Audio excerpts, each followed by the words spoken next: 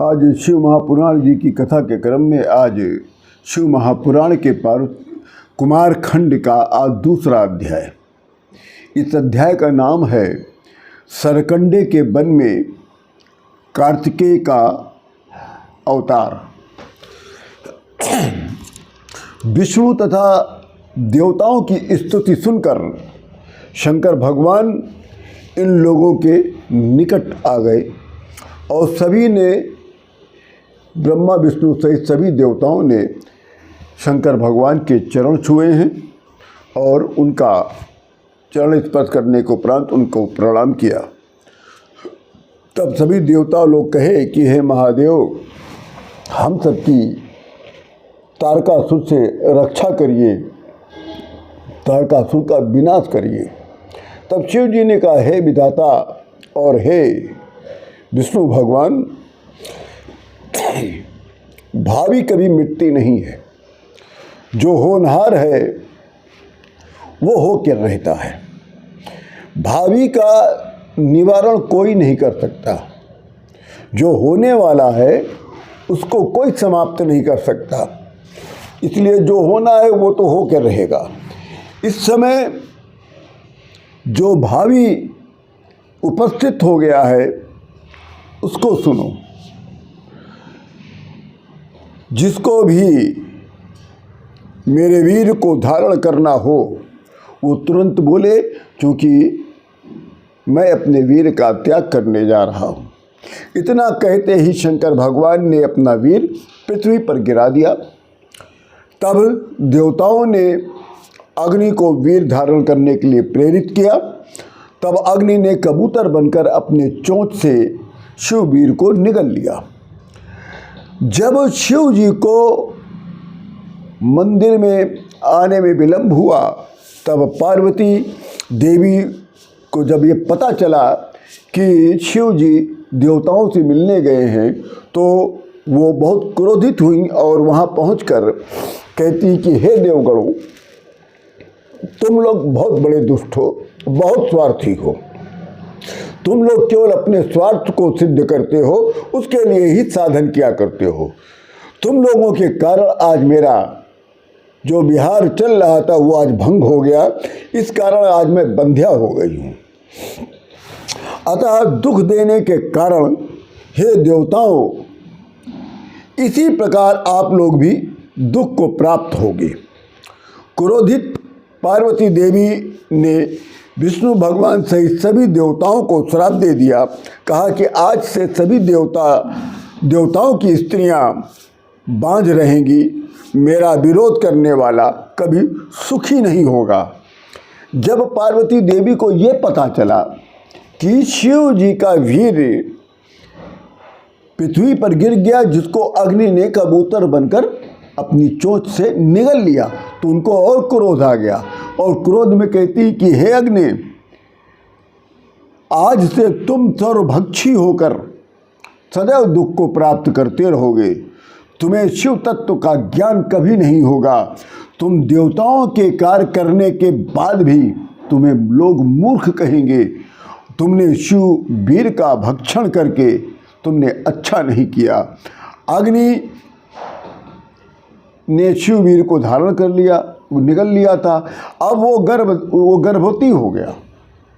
अब गर्भ धारण, जैसे अग्नि ने गर्भ को धारण किया, वैसे सभी ब्रह्मा विष्णु सहित सभी देवता भी गर्भयुक्त हो गए। और तब सभी लोग और भी असह्य पीड़ा से पीड़ित हो गए। जब सभी लोग अपने इस पीड़ा से पीड़ित हो गए, तब फिर पुनः सभी लोग शंकर भगवान की शरण में गए।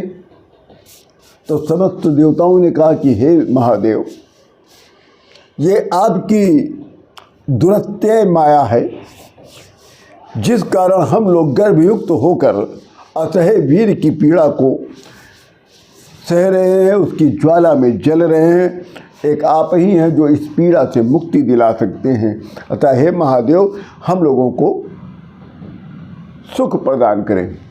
तब शिव जी ने कहा, हे ब्रह्मा और विष्णु, तुम लोग शीघ्र ही मेरे इस वीर का वमन कर दो। इसी रेत पर अपने हमारे वीर का वमन कर दो, तुम लोग सुखी हो जाओगे। तब सभी देवताओं ने शिववीर को उस रेत पर वमन कर दिया। वो जैसे ही वीर को उन्होंने वमन किया है, वैसे वो वीर स्वर्ण के समान चमकता हुआ पर्वताकार होकर वो पृथ्वी पर गिर गया।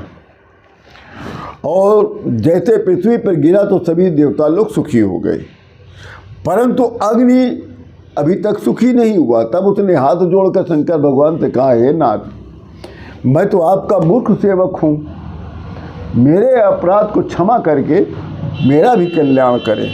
तब शिव जी ने कहा, देखो अग्नि, तुमने मेरे वीर का भक्षण किया है जो अनुचित था, जिसको महापाप कहा जाता है।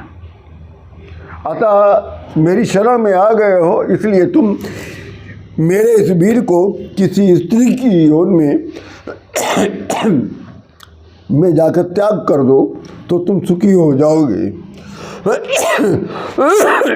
तब हे अग्नि, तुम मध्य मास में जो भी स्त्री प्रातः नियम पूर्वक स्नान के निमित्त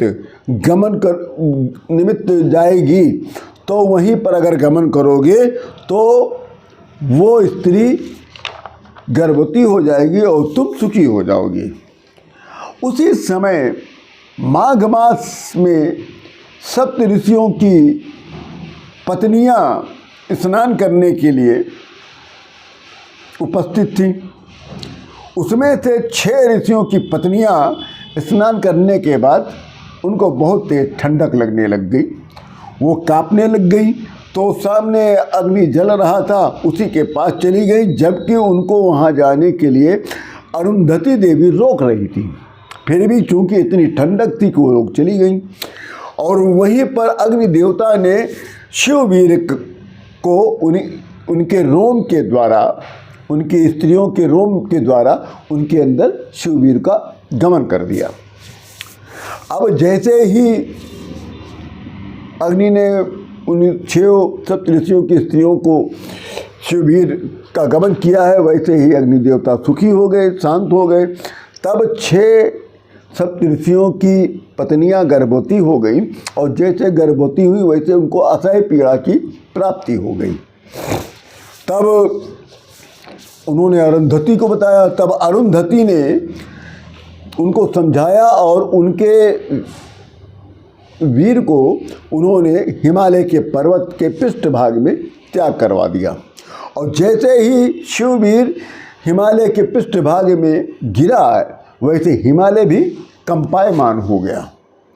हिमालय भी उस शिववीर को की भार को सह नहीं पाया। तब उसने गंगा नदी में गिरा दिया। जब गंगा नदी में शिव जी का वीर गिरा तो गंगा नदी भी उस शिववीर को सह न सकी, और तुरंत ही उन्होंने वहीं पास नदी के किनारे सरपतों का एक समूह था, उसी में शिववीर को धकेल दिया। जैसे ही शिव का वीर सरपत के समूह से रगड़ खाया है, वैसे ही मार्गशीर्ष के शुक्ल पक्ष के षष्ठी के दिन भूतल पर शिवपुत्र का प्राकट्य हो गया। यही शिवपुत्र कार्तिकेय के नाम से जाना गया, और ये पुत्र भाग्यवान तेजस्वी बालक के रूप में प्रणीत हुआ। और उसी समय शिव और शिवा दोनों प्रसन्न हो गए, और पार्वती देवी जी के स्तन मंडल से दूध स्रवित होने लग गया, और दैत्यों को बहुत बड़ा विघ्न दिखाई पड़ने लग गया, और आकाश से तुरंत पुष्पों की वर्षा होने लग गई। सभी देवताओं के मन से भय समाप्त हो गया। इसी के साथ शिव महापुराण के कुमार खंड का आज दूसरा अध्याय पूर्ण होता है।